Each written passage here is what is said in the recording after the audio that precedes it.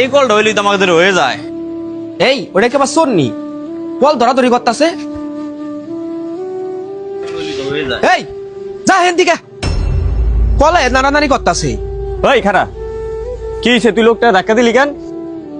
এই ভাই এদিকে আসেন। কি সমস্যা ভাই? ওই আপনারা ধাক্কা দিল কেন? ভাই আমি একটা কল নিতে আইছিলাম, আমাদের মসজিদে কল নাই তো, মুসল্লিরা অজু করতে পারে না, আমার বিষয়টা খারাপ লাগে। আমি ভাই ভ্যান চলাই, তাই কিছু টাকা জমাইছি, মসজিদে একটা কল কিনে দেবো আমার নিজের টাকা দিয়ে। আর এই ভাইরা কিছু না জেগে আমি কল দেখতেছি দেখে আমার ধাক্কা দিয়ে ফেলাই দিল। কিরে তোরে কি আমার দোকান এমনি এমনি রাখছি মানুষের লগে খারাপ আচরণ করতে? দেখছোস লোকটা কি সুন্দর একটা উদ্যোগ নিছে, আগে তার সম্পর্কে জানবি তারপর আচরণ করবি। ভাই তুমি যে একটা উদ্যোগ নিছো আমার মন প্রাণ ভরে গেছে। রোজার মাসে তুমি খুব সুন্দর একটা উদ্যোগ নিছো।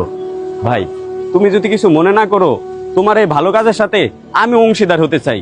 আমি কিছু টাকা দেই তোমার সাথে। আচ্ছা ঠিক আছে ভাই। রে মন আমার কেন বান্ধ দালান ঘর